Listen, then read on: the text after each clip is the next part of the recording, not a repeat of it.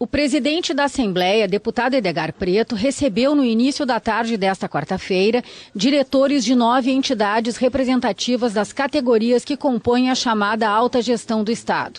Os servidores encaminharam ao parlamentar documento com propostas de medidas para aprimorar a arrecadação. Conforme o presidente da Associação dos Oficiais da Brigada Militar, que falou em nome do grupo, o objetivo do movimento é ampliar e diversificar a receita, contribuindo na superação da crise financeira do Rio Grande do Sul. Marcelo Gomes Frota frisou que os problemas não serão solucionados apenas com o corte de gastos e parcelamento de salários. O objetivo é justamente este, de alguma forma socorrer o Estado do Rio Grande do Sul na sua gestão, para que encontre formas de ampliar, para que encontre formas de diversificar as receitas que entram nos cofres públicos no mês a mês. Nós não entendemos que o corte de gastos puro e simples possa representar uma solução, muito menos para alavancar o Rio Grande do Sul do futuro na forma como o governo do Estado vem informando a população. Segundo os dirigentes, no caso das sugestões serem acatadas pelo Executivo, há possibilidade de ingresso de mais 5 bilhões de reais ao ano nos cofres públicos. A receita extra seria obtida com uma combinação de redução das isenções fiscais, que hoje consomem mais de 9 bilhões ao ano de recursos públicos, mudanças no sistema das compras públicas e no cálculo da substituição tributária, reforço no quadro de auditores fiscais para aumentar o combate à sonegação e pressão política para a regulamentação da compensação da Lei Candir.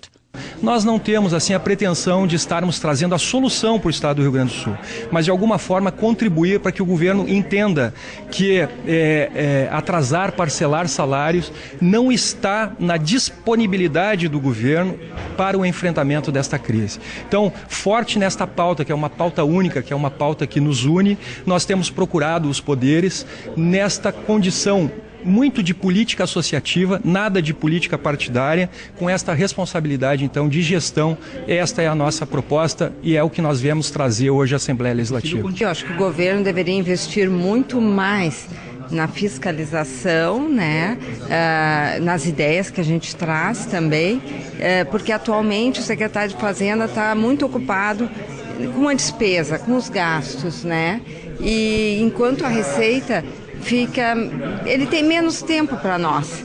E eu acho que a gente tem muitas ideias e muitas possibilidades de ajudar na solução dos problemas.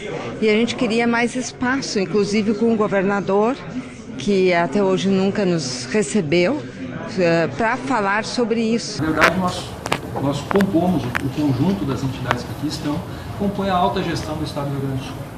Responsabilidade de profissionais com larga experiência, cada um em suas áreas, faz com que tenhamos, antes de qualquer situação, mesmo associativa, mesmo de política associativa, que nós tenhamos a responsabilidade com o cidadão desse Estado do Rio Grande do Sul. E isso nos importa demais, porque nós temos ouvido aí na imprensa, por exemplo, de que talvez as pessoas tenham alguma dúvida a respeito da crise do Estado do Rio Grande do Sul. De um lado, essa coloração partidária, essas questões todas que animam o cidadão gaúcho no sentido de que tem dinheiro ou não tem dinheiro. Na verdade, nós não trazemos essa questão a esse nível tão superficial. O propósito de todos nós, a intenção é contributiva, é propositiva.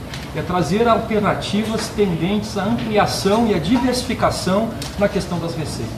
Nós temos entendido que o Estado faz um controle de gastos de maneira, eu não diria sequer eficiente, no sentido de que há um entendimento das reuniões que nós temos mantido, de que também neste particular, no controle de gastos, possa haver um aprimoramento, possa haver um avanço, mas entendemos que é bastante acanhado assim, as medidas no sentido da ampliação e diversificação das receitas.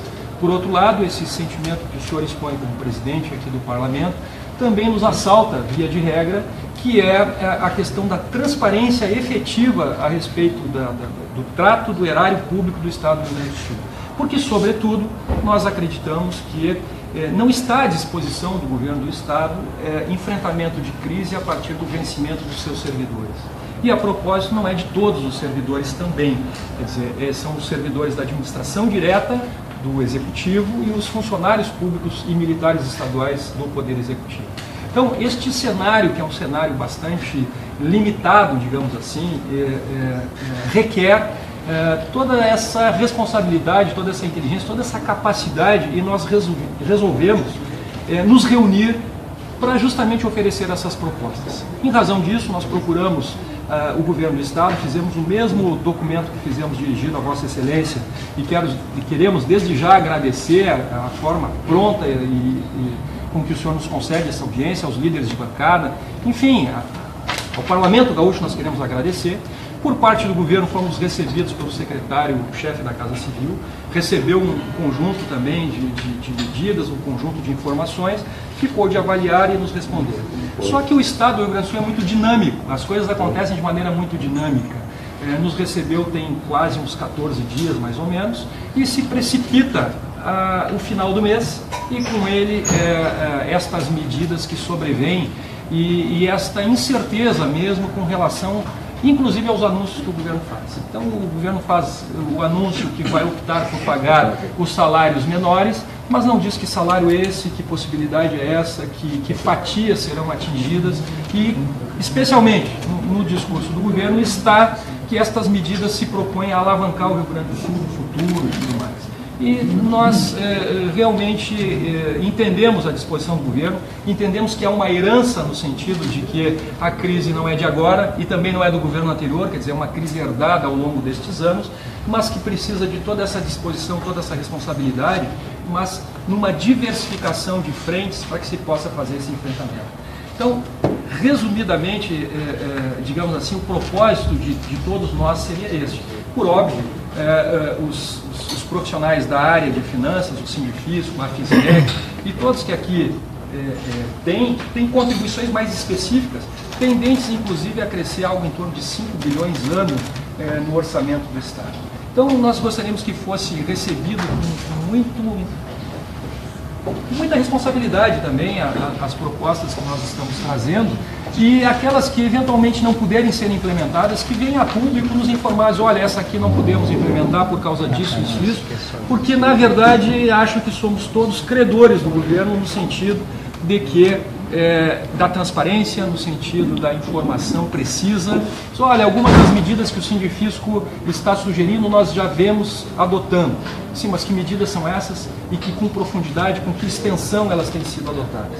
Então, nós que já procuramos o governo do Estado, estamos procurando a Assembleia Legislativa, vamos em direção também ao Poder Judiciário. E toda esta dinâmica que nos anima muito, presidente, poderá resultar, quem sabe, nisto que já é inédito, nisto que já é histórico nesta União, quem sabe na primeira Assembleia Geral Extraordinária Conjunta de todos os funcionários públicos do Estado, para decidir realmente uma tomada de posição em relação ao comportamento do governo e da gestão de governo em face das finanças do Rio Grande do Sul. Um dos dados mais relevantes apresentados na reunião diz respeito à dívida do Estado com a União. Conforme Amaury Perusso, presidente da Federação Nacional das Entidades dos Servidores dos Tribunais de Contas, caso a Justiça acate o pedido de revisão dos juros e de mudança do indexador, a dívida seria considerada paga em abril de 2013. Por esse motivo, ele não vê sentido na adesão ao plano de recuperação fiscal, que implica em o Estado admitir que deve 57 bilhões de reais e assumir mais 9 bilhões. Constitucionalmente, a União não pode cobrar juros sobre os estados. Isso é inaceitável. Então, retirados os juros e alterado o índice que corrige a dívida do IGPDI, que foi estabelecido inicialmente em 1997, para o IPCA, que é o que mede a inflação do país, que é o índice oficial medido pelo IBGE. Feitos esses cálculos, com os pagamentos que o Rio Grande do Sul já realizou, a dívida pública está quitada no mês de abril de 2013. O presidente da Assembleia classificou a reunião de importantíssima e afirmou que o Legislativo tem feito tudo o que está ao seu alcance para colaborar no socorro ao Estado.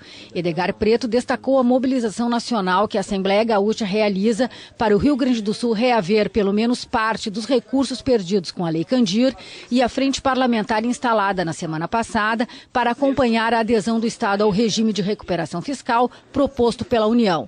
O deputado sustentou que o parlamento está fazendo a sua parte. Acho que o atraso de salário faz parte de uma escolha que está sendo feita.